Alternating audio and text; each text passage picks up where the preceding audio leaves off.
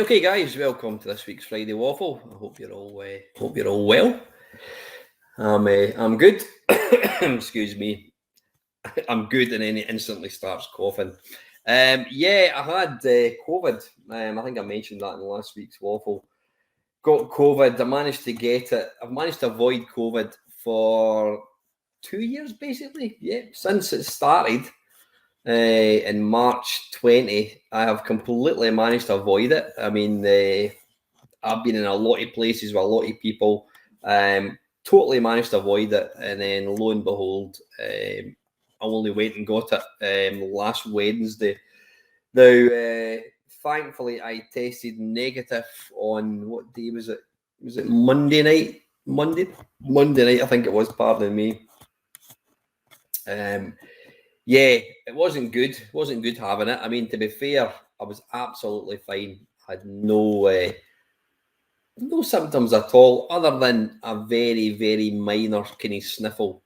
Apart from that, I felt 100%. The only problem is when you test positive, whilst it's not any worse than any cold, yeah, you think, you know what, you can't mix. You can't mix at all. What I would say to people is, and this is what the government kind of guidelines are, there's no requirement to do testing. Don't bother testing at all. If you're feeling like shit, if you're feeling ill, if you've got a bad cold, then don't go and mix with people. Use common sense. I don't know why I did the test. I've no idea why I did it. Just, I think, more curiosity than anything.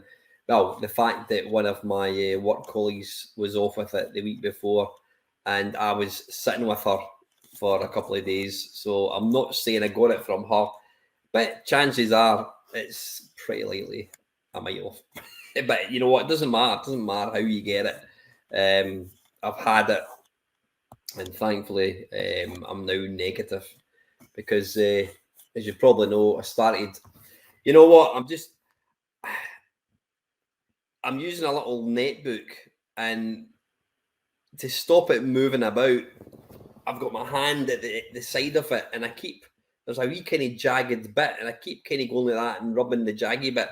And I noticed the last time I used this netbook, you could just hear this noise, this constant noise, and I thought, Christ, I need to stop doing that. Did I get a text message? No, I didn't. No, I did. I've just got a thumbs up from one of my mates. What was I talking about? COVID. Oh, I can't remember. Yeah, I've started a new job.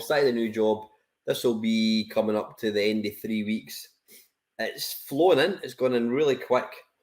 Like any job, there's always a massive amount of apprehension when you go in. You've got the initial excitement of being offered a job, and then you've got the putting your notice into your existing job, and you're like, I can't wait to start. But then as the days tick on, apprehension kicks in, you get a wee bit nervous. And because the job that I'm doing is completely different, it is utterly, utterly different from what I was doing before. Being the new boy, the new person, the guy with no knowledge at all, is quite stressful. It is quite stressful, but you know what? It's myself that put myself under that kind of stress. But I've got a good feeling about it from what I can gather. I mean, I've been there. As I said, this will be 3 weeks. It's quite a chilled out place. Don't get me wrong. There's a lot of work. We're mega busy. You've got to get stuff done. But not having, I mean, I manage, what have I got? I've got 5 guys that work kind of under me. Don't like using that phrase, work under me. 5 guys that report to me, we'll say that. But it's, yeah, they all come to their work, which is a massive stress relief. In my last job, I had quite a number of staff, and it brought about its own pressures. And you can't control people, and so yeah, I don't miss that aspect of the job at all. I miss the people. Don't get me wrong, including you, Gary. I don't know if Owen watches it anymore, but yeah, definitely miss Gary.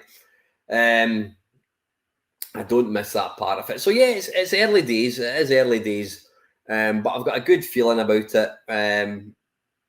I think if I can just get over that initial 6 month kind of being the new face, I think it's going to be a good job. I hope so. But you can never tell. Right, before I kind of crack on with other stuff, I heard that Arcade Club Blackpool opened up this week. I think was it yesterday? I think it was. I need to stop moving about. My plans, what have I got to do? I want to go to Nerg, which is in Newcastle. I've got that. I don't know when it is exactly. I think it's the middle towards the end of July. One of my mates who watches the channel, he's very, very kindly offered me a bed for the night, which I may well take up. That sounds rude. I may well take him up on the kind offer, but it's going to depend on who goes. There's a couple of guys that watch the channel that want to go down. So depending on kind of who's going and how many we've got, then I may stay over or I may not stay over. We'll just need to play a beer, but definitely want to go to Nerg. That's, I says, towards the end of July. We've been talking about getting another what do you call it, arcade club jaunt organised.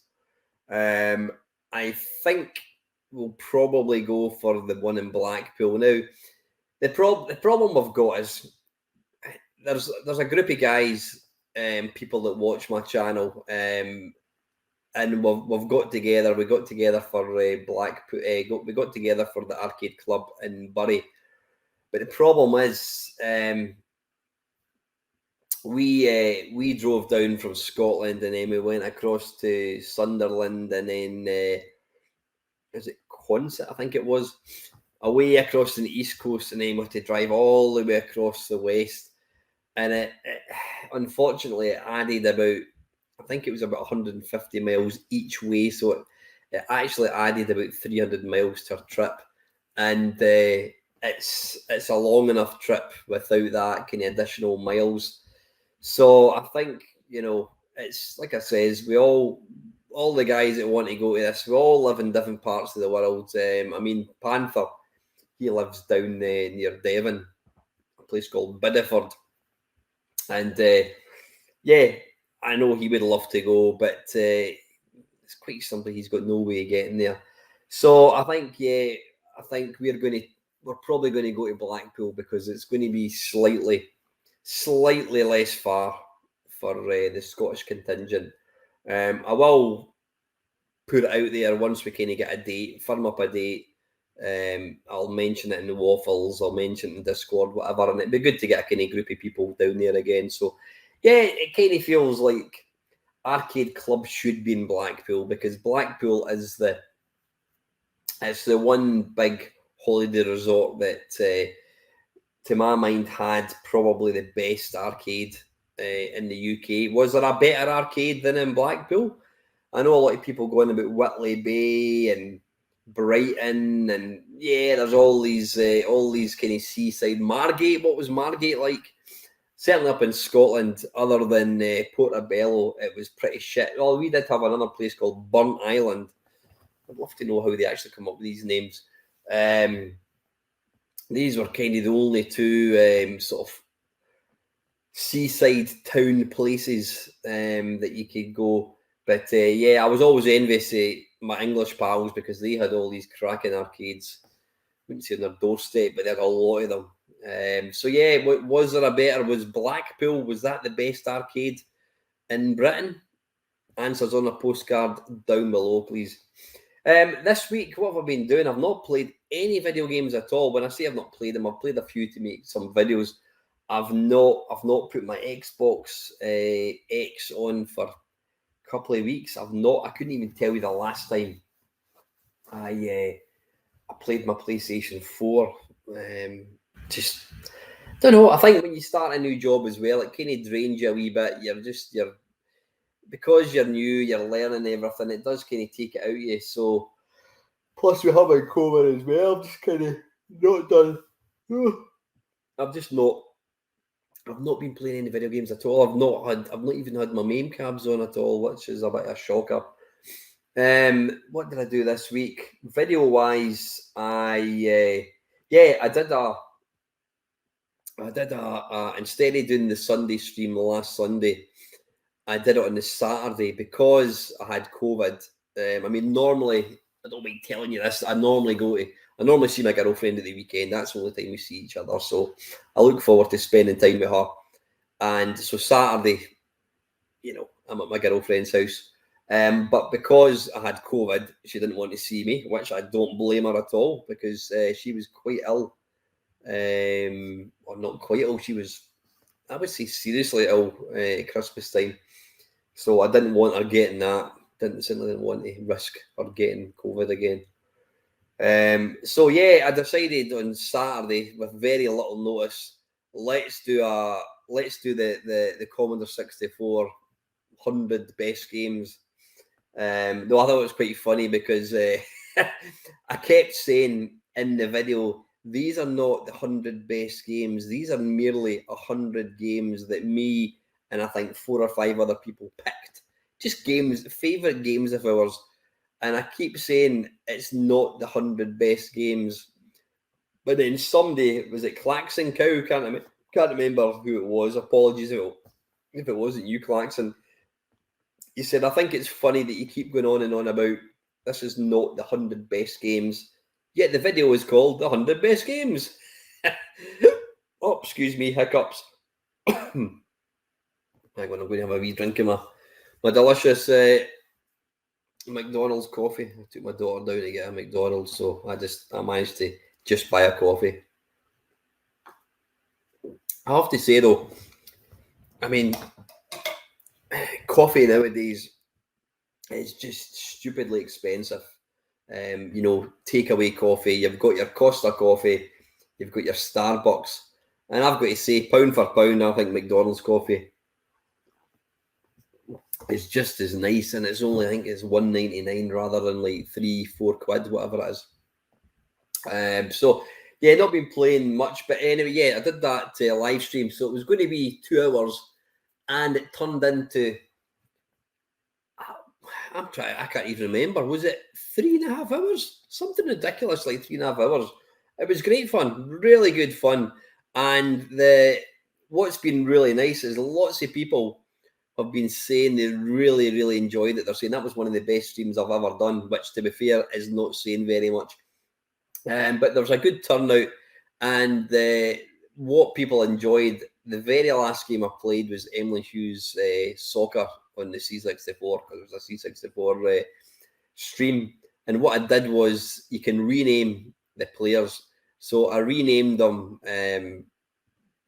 all the people that were watching. Well, there was a few more watching, but obviously you can only have up to, I think it was about 15 players. So we did that, and I did a bit of some kind of shit commentary, but it was good fun. So that was Saturday. And then technically it was last night, Wednesday, I did the usual Watch with Main Meister, which seems to be really popular. I mean, the thing is, you're not tuning in for me, you're tuning in because you're getting to see some old programs. One annoying thing from the one from last week was it wasn't a copyright strike, but it was, I don't know what you call it. Basically, because it has the theme tune and outro. What do you call it? The theme tune is the tune to start a program. What do you call the program? What do you call the tune at the end? The outro. We'll call it the outro. It's the intro and outro are both Kraftwerk songs.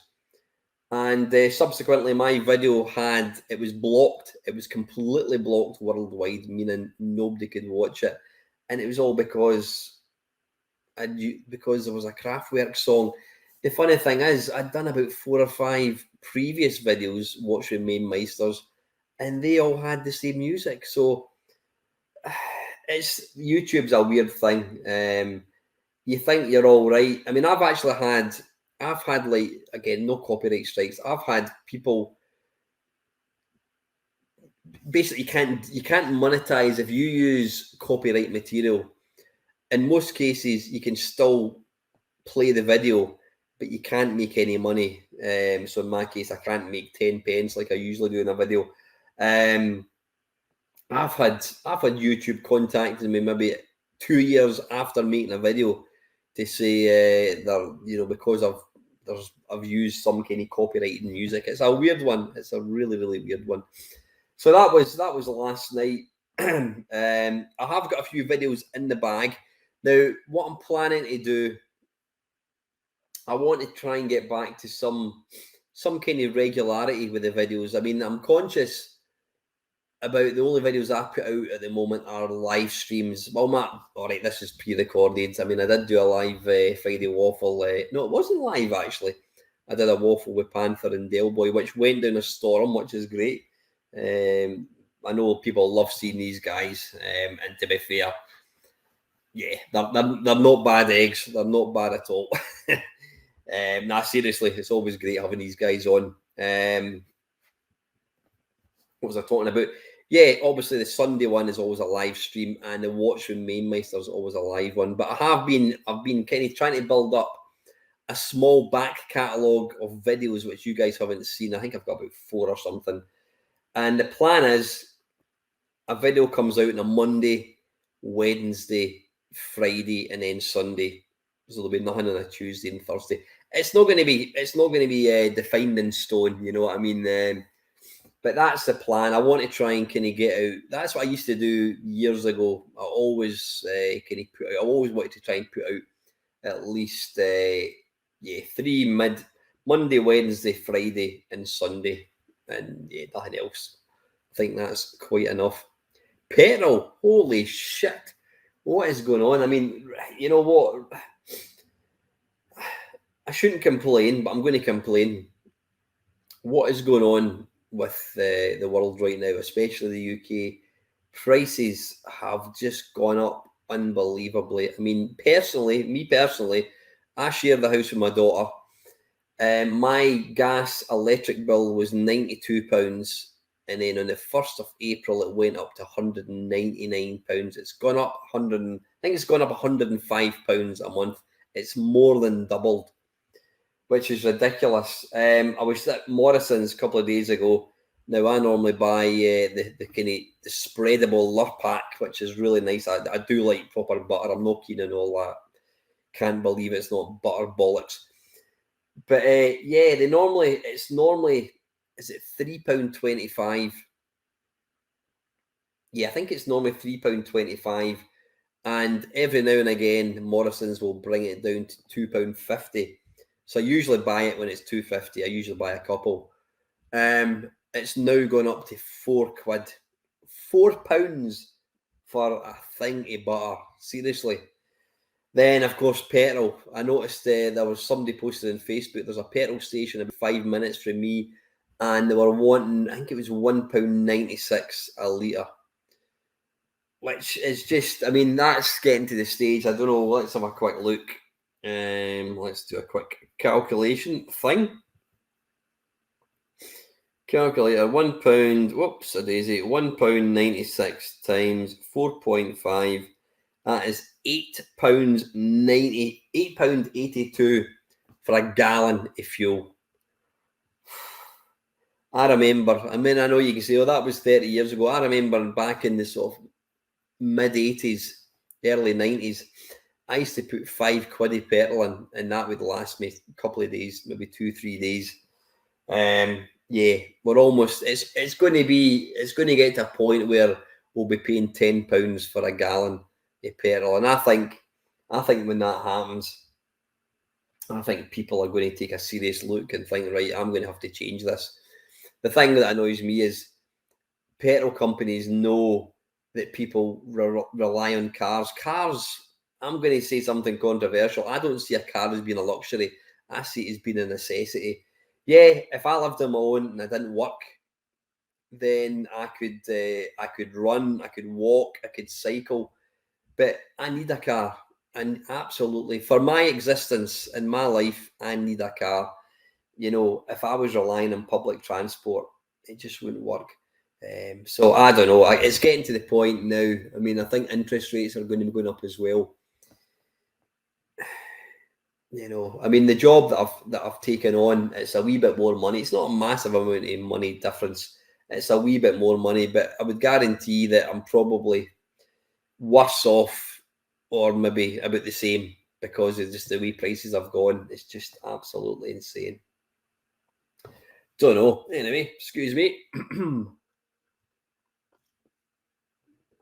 Right, listen.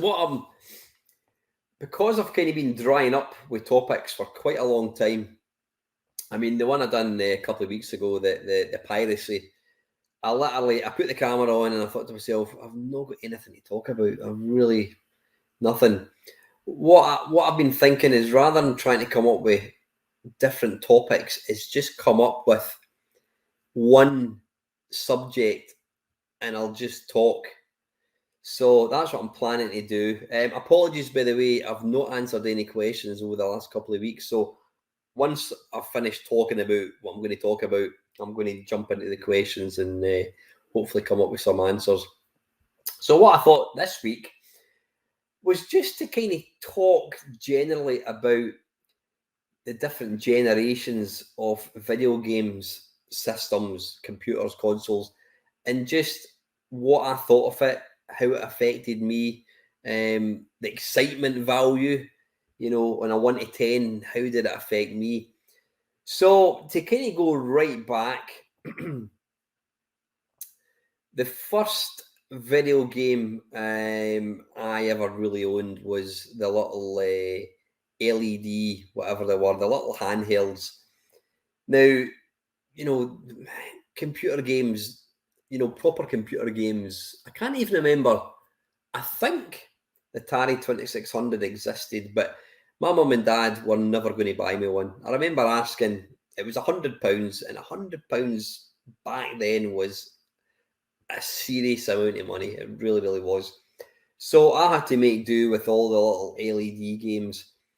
And yeah, they were exciting. I mean, I can always remember going to the best place for that sold them. And well, for me, was John Menzies, and particularly the one in Princes Street in Edinburgh. And I remember going downstairs as you went in the main door. By the way, yeah, the Princes Street, sorry, John Menzies, Princes Street.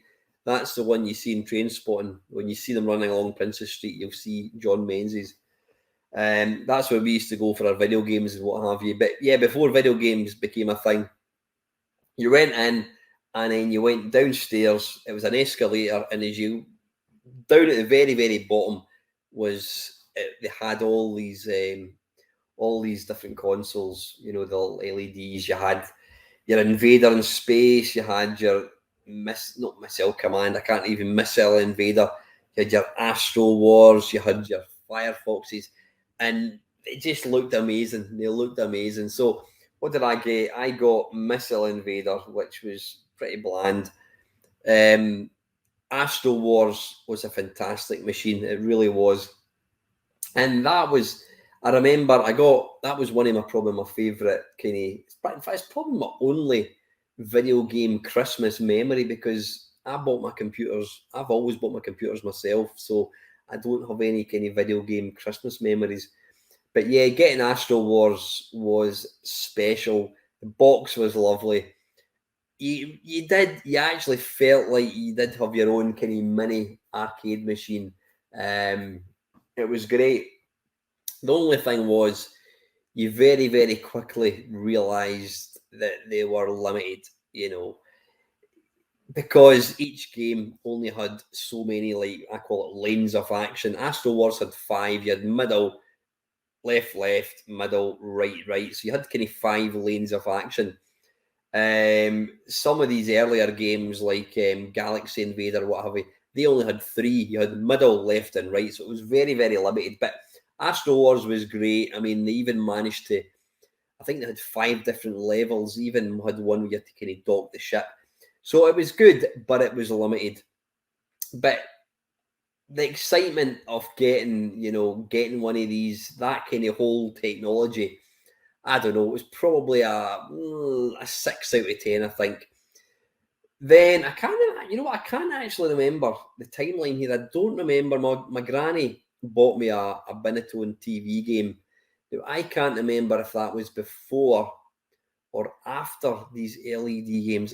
Something niggles me that the Binatone was before, but I might be talking complete pish. I don't know. Really can't remember. But yeah, the initial buzz of getting, I mean, my mum and dad would have probably never bought me it. And I always remember going to my granny's one night, and my granny said to my granddad, Jimmy, go and give the bear, let the bear and see what you've bought. Now, bearing in mind, my granny and granda were probably in their 70s at this point, and they had bought this TV game, the Binatone TV game, the burnt orange one. And yeah, they said to me, like, you take it home. Couldn't believe it. It was so exciting because here I had my own video game. And it was good for a very, very short space of time, because other than tennis or no squash, squash practice, basically it's like playing breakout with no bricks. You're just hitting this ball against a wall or 3 walls, if you're lucky. And so unless one of your pals came around to play doubles, they weren't interested. It was sorry, they weren't interested. It was boring. It was really boring because you couldn't play soccer yourself. You couldn't play squash yourself. You could only play this one game. So again, probably even less. It had less of a kind of lifespan than the LED games. I got bored very, very quickly with the Binatone thing. So although there was an initial kind of 9 out of 10 excitement rush, after a couple of days, it became boring. It really did. So yeah, I don't have a lot of nostalgia for the TV game. Then the next, I'm not going to include my mate's Atari 2600 because that wasn't mine. That was just his, and I only got to play it for like a couple of days. But the next era of kind of computers would be, I bought myself, my mum and dad bought me the Texas TI 9940. I wanted a Commodore 64 or a BBC, but there was quite simply no way that was going to happen. And then my fallback was the Spectrum. I was wanting a 48K Spectrum. And they decided, I think it was my birthday actually, they decided, right, they were going to go to a place called Comet, which was like a kind of Curry's PC world, as they're called now. They decided they were going to go to Comet to buy me a computer, but I wasn't allowed to go. So yeah, you know where this is going to go. So I'd said to them, look, can I get the Spectrum, please? So they went away, and then they came back, and they'd bought me the Texas. Now it looked the part, it looked nice. It was, I mean, the Texas is it's very, very 80s looking, but for its time, it looked quite professional compared to like a Spectrum that had the rubber keyboard. The Texas had a full keyboard. It had the kind of shiny, sort of embossed aluminium. It did look nice. The problem with the Texas was you quite simply couldn't buy any games. There was nowhere sold games. I mean, back then the only place that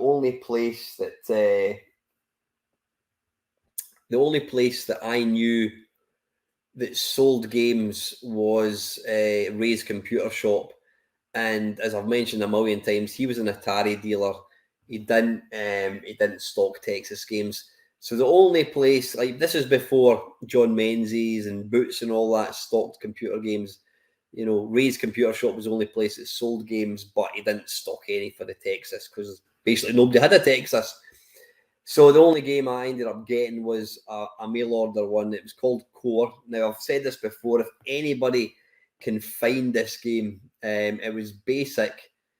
Quite literally, it was written in basic, and it was a basic game. It was, I bought it. I think it was £4.99. I saw an advert in the back of it. Was it Computer and Video Games, something like that? If anybody can find the type in for that, or find the game, or even find the advert, I would love to see it, just purely for nostalgia.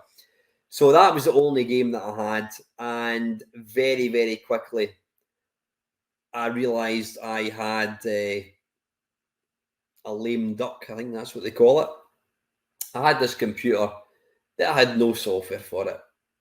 Now, fast forward 40 years, I've got Gamebase with the Texas, and there are some fantastic games that came out for it, but I didn't know about that. And that's the thing. If these games were available back then, my computer timeline might have been completely different. I probably wouldn't have sold it as quickly as I had to get a Commodore 64. I might have still got a Commodore 64 further down the line when I realised that the Texas was going to go, it stopped kind of getting games. So anyway, getting back on track, the Texas had one game for it, and I very, very quickly, the initial excitement of getting a new computer kind of just dipped. Sold that, took out a hire purchase agreement. I think it was £15 a month I had to pay, and I bought myself a Commodore 64. Now, the first couple of games I had for it was Crazy Kong by Interceptor Software, which, if you ever watch any of my Arcade Perfect My Arses, you'll see me playing Donkey Kong arcade game, then you'll see me playing this real shit Donkey Kong, and that is Crazy Kong by Interceptor Software, written by Ian Gray, funnily enough. If you don't know who Ian Gray is, go to the back of the class or watch some of my early streams and you'll see all about it. But I had that, and the other one was Frogger 64, which again was an Interceptor game, and it was Frogger. And to be fair, it's actually a really good version of Frogger. So initially, when I first got my Commodore 64, I was initially underwhelmed because I didn't have many games. But that all changed when Ray, aforementioned computer owner, he started stocking Commodore 64 games. Zap magazine came along, and Zap utterly changed how I viewed my Commodore 64. Suddenly, there was a magazine where these sort of celebrities, there were like celebrities to us. These were groups of guys that were playing games in the Commodore 64, and they were raving about how wonderful they were. And that just took the excitement level of owning a Commodore 64. It doubled it. It took it from there to there. And once Ray started selling computer games, I would go up there on a Saturday evening after work, watch that. What am I talking about? My TV's just about to turn off. I don't know why. I didn't even know it was on. I'd go up to Ray's, I would look at Zap, right, I'm going to buy this game, going to buy that game, whatever it was. And then I would go up to Ray's on a Saturday afternoon. I finished work at 5. Ray's computer shop shut at 5:30. And if I was lucky, I would run downstairs, jump onto my little Honda C50 moped, zoom up to Ray's, and depending on whether, Ray if it was being busy or not, half the time I'd get there at 5:25 and it would be closed. Bear in mind, there was no such thing as mobile phones. You're probably thinking, why didn't you just phone the shop and tell them you'd be there in half an hour? We didn't have that luxury. Mobile phones didn't exist back. Well, they probably did exist back in 1980, 1983, 1984. But then things took a step for the better when John Menzies in our local shopping centre, they started stocking computer games. So it meant that I could go up when I was working in the supermarket on a Saturday. I could at lunchtime I could go into Wilco, I could go into John Menzies, buy my game. Still got I could still. It's funny how there's certain games that you buy and you can remember exactly when you can remember buying it. I mean, I can always remember buying Ghostbusters. I'd just seen the film, and I went to John Menzies. I bought it, and I remember going up to the supermarket canteen, the staff canteen, and I was sitting looking at. I was looking at the. I used to be quite embarrassed with the fact there were certain people that I wouldn't tell that I was into computer games because people would probably look down at you and think, "Well, you're not cool. That's a child's hobby." So I used to kind of remember sitting in the canteen looking at the Ghostbusters instructions, and this guy Derek, I think his name was, he came in. "Oh, how's it going, Alan?" And I went, "Oh yeah, I'm fine." And I hid the game. I didn't want him to know I'd bought it. So yeah, that was great. And getting to play. I mean, the games in the C64 just went from there, and they got better and better and better and better. And it was amazing, being able to play games that previously we could only look at in arcades. Playing these games at home, and some of the games. Whilst looking at them now, you realise they weren't. In many cases, they weren't anywhere near the arcade. But coming from central Scotland, I never really got to play visit arcades at all until quite a bit later on.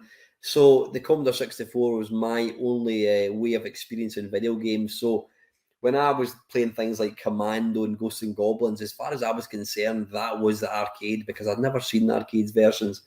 But yeah, the excitement of playing games on my Commodore 64 was awesome. I mean, I would say it was a 9.5 out of 10. It couldn't have been topped. Then when the Atari ST came along, it became an affordable thing. I sold my Commodore 64, bought an Atari ST, and the initial excitement of going from an 8-bit to 16-bit was massive. Going from, I mean, don't get me wrong, some of the C64 games, the graphics looked phenomenal, but a lot of the games were very, very blocky, limited colours, awesome sound, I have to say. But going from something like the Commodore 64 to a 16-bit machine that could output pictures that were like photographs. They were that realistic looking, and it's hard to overstate just what an excitement that was. Plus the fact that you could we bought a digitizer. You could record your voice on your computer, and you could play it through a keyboard. So using the built-in MIDI interface, you could plug in a keyboard, and you could record yourself saying hello, and then you could play it through the keyboard. So you could go hello, hello, hello, hello, hello, hello, hello, hello, hello, hello. It sounds basic, and it was, but you know what? Back then, it was like cutting edge technology. So yeah, the initial buzz going to the Atari ST was huge. It really was. But, and it's a massive but, it went downhill very, very, very quickly. The main reason being the sound. Going from a machine going from a machine that had a SID chip in it, going from stuff like Commando, Rob Hubbard Commando, Monty on the Run, Whizball, Forbidden Forest. The music in these games was just phenomenal. And then when I went to Atari ST, I quickly realised that the sound in it was shit. So yeah, the initial buzz was like that. I went up, and then it kind of came crashing down. Now, a lot of the early ST games, it was graphics over substance. The static graphics looked really nice, But then when you actually played them, you realised that, you know, driving games, they were really kind of jerky. The sound was bloody awful. It was a lot of the early driving games. It was like digitized sound, and yeah, just the actual quality of game itself was pretty poor. You know, not every game. Don't get me wrong. I mean, the best example I can give you is something like Psygnosis Barbarian. The graphics, static graphics, are phenomenal. They really are. Going from like the Commodore 64 to that just looked absolutely insane. There's a loading screen in that game, and it's got a dragon, a red dragon, and I can always remember looking at that picture in a magazine, thinking, "Wow, can you imagine having a computer that can do graphics that well?" So yeah, it was a massive up and then a massive crash down.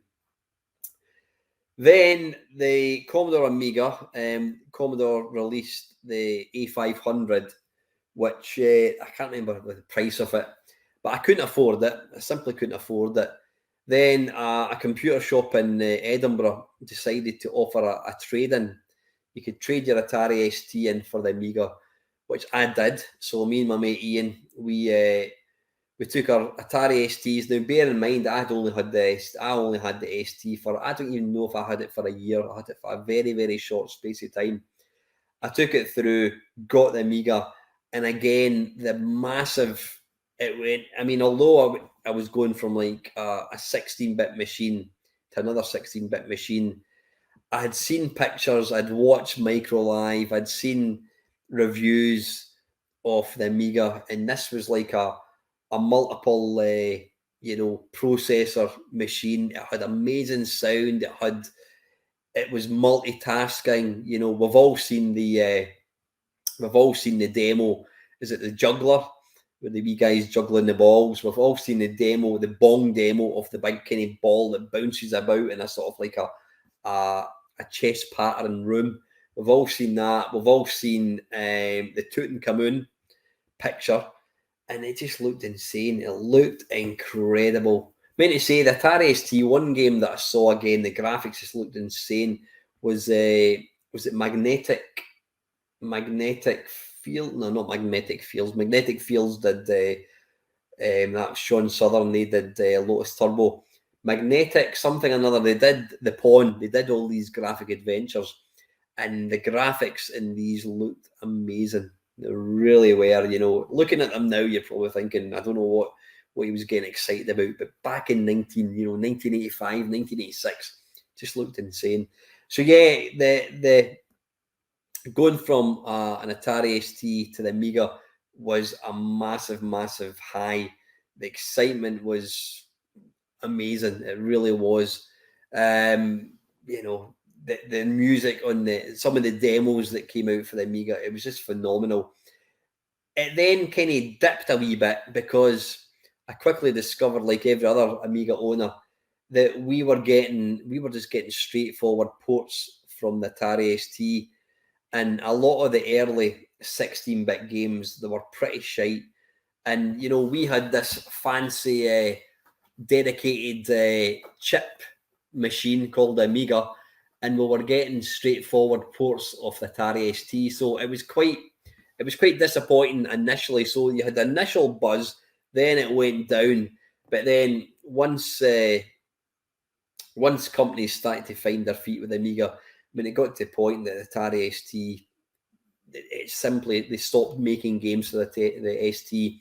And at that point, the Amiga just really ramped up, you know, in the quality of the games, stuff like Sensible Soccer and Stunt Car Racer and the Lotus games, just mind blowing, absolutely mind blowing. So yeah, there was a massive, massive high. Then let's see, fast forward to 1995. I was still playing my Amiga, quite happy with that.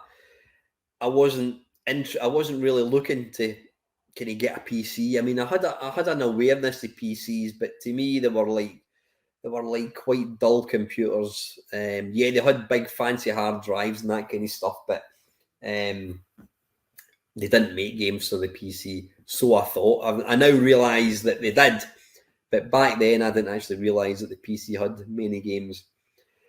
But yeah, so I had no interest in fact, before I jumped to the PC, the only console I had a Game Boy. Got a Game Boy. I mean that was great. You know, even though I had an Amiga at that point, being able to play games on the move. I mean, what was the games? I had Tetris.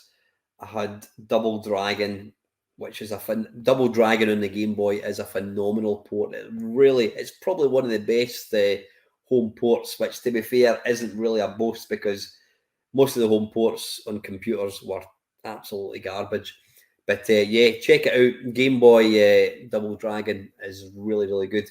What else did I have? I had Revenge of the Gator, I think it was. So being able to play games on the move, even though it didn't have it didn't have a backlight, you had to have good light behind you so you could actually see the thing. That was good. That was an exciting time. I mean, the graphics, they weren't as good as the Amiga, obviously, you know, but being able to take it with you was quite exciting. But the only console apart from the Game Boy that I bought, and I've told this tale before, and I'll say it again because I'm like that. I'm like your favourite granddad. I repeat myself time and time again. It's an age thing. It is. I decided I was watching Games Master, and whilst I was aware of like the Mega Drive and the SNES, I'd never played them. I'd never really seen a SNES or anything getting played. The Master System and NES completely bypassed me. I had no interest in them at all. The way I looked at it was the NES graphics didn't look any better than the Commodore 64, so I didn't have any interest. But yeah, I never saw the SNES until Games Master came along. And one of the challenges they used to play all the time was Pilot Wings and Super Mario Kart. And I remember seeing these games and I just thought they were like the best games ever. You know, my Amiga couldn't do that. It couldn't do the sort of 3D. And I absolutely craved to get a SNES. But the thing was, at that point, I mean, I was married, and my wife at the time, we didn't have a lot of money. You know, money was quite hard to come by back then. Didn't have a lot of money. I think we used to give ourselves, it sounds ridiculous, we used to give ourselves, I think it was £10 a month pocket money. And so the chance of me getting a SNES was nil, absolutely nil. I had no means of getting one. And if I said to her, "Can I buy it?" she would be like, "No, we can't afford it." And if I remember rightly, the only way I was able to get my SNES was I sold my Game Boy, and I had about, I don't know, maybe 10 box games for it. So I sold that. Can't remember how much I got for it, and it basically gave me enough money to buy the Mario All Stars box. So I went up to, what was it called? It wasn't Radio Shack, I think it was called. Yeah, they sold it, and I remember going in, and I was standing looking, and the guy came over and he said, "Oh, can I help you at all?" And I says, "Yeah, I says my nephew. I says my nephew's wanting that it's a Sega Nintendo something, Sega SNES or something they call it." He went, "No, the Sega's a different thing." He says the SNES is the Nintendo SNES. I said, "So what's the difference?" He went, "Well, we don't have Mega Drives, but this is a SNES." And I'm just completely playing dumb. I'm like, all right, so is that a computer? He went, no, it's a console. You buy the games on a cartridge. I went, all right, okay. And how much is that? I can't remember what it was, 180 quid or something. So I'm like, right, that's fine. I'll take it. So I handed over my hard-earned cash, got it home, and yeah, it was awesome, absolutely awesome. I mean, being able to play these games that I'd seen on Games Master, they took the standard of video games from there on the Amiga up to there, as far as I was concerned. Later on, I realised that that's not really the case, but yeah, the buzz that I got from the SNES was awesome. Really, really good. I didn't have it for that long, I think, because, well, I'll tell you about it later on. Yeah, so anyway, I still had my Amiga, quite happy with the Amiga, until my mate Grant, who, he was a guy who he was always buying the next thing before anyone else. And 9 times out of 10, whatever he bought, I would see it, and then I would want it. So he phoned me one day and he went, I've sold my Amiga. I'm like, what do you mean you've sold your Amiga? He went, I've got a PC. I went, what do you want a PC for? He went, you will not believe this game I've got for it. He says your jaw will literally hit the floor. So he says, why don't you come up? So I drove up to his house, and I remember going in, as I was going into the room, I could just hear this cacophony of like machine gun and screams and whatever it was, people getting killed.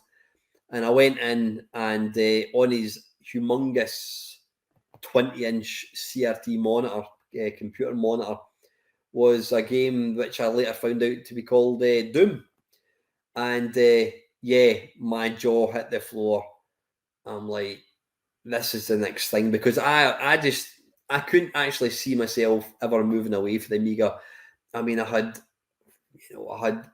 wouldn't say thousands, I had hundreds of games, and I loved the Amiga. I mean, I had a hard disk for it. Had so many games. It was a fantastic machine. But suddenly, here was a machine that was showing a game that there was no way the Amiga was ever going to do. And that was it. I saw that game. I saw Doom getting run. I think it was just the shareware version. I saw Doom getting done, getting played. And that was it. That was it. I wanted a PC. So I managed to, what did I do? I think I had to I definitely sold my Amiga. And again, you're probably thinking, why did you sell your Amiga? Why didn't you keep it? What you need to understand is, back then, like when I had my Commodore 64, I wanted the next thing. I wanted an Atari ST. I wanted a 16-bit machine. I wasn't interested in hanging on to my 8-bit computer. Didn't have any interest in keeping it. More importantly, there's no way I could have afforded it. The only way I could afford to upgrade was to sell what I had and then upgrade. So that's why I sold my Commodore 64, disk drive, everything, bought the Atari ST. Then when I wanted the Amiga, I had to sell the ST, buy the Amiga. When I wanted the PC, I had to sell the Amiga. Now, I can't remember exactly how much it was. I'm sure it wasn't £1,000. There's no way I could have afforded £1,000. I'm talking 1995, I think it was. I got, I can't remember the name of the shop. It was a shop in Edinburgh, but I think I had to pay it up. Can't remember exactly, but I sold my Amiga, sold my SNES, and I got this. It was a Pentium 60 with, I can't even remember the memory. It was a basic machine.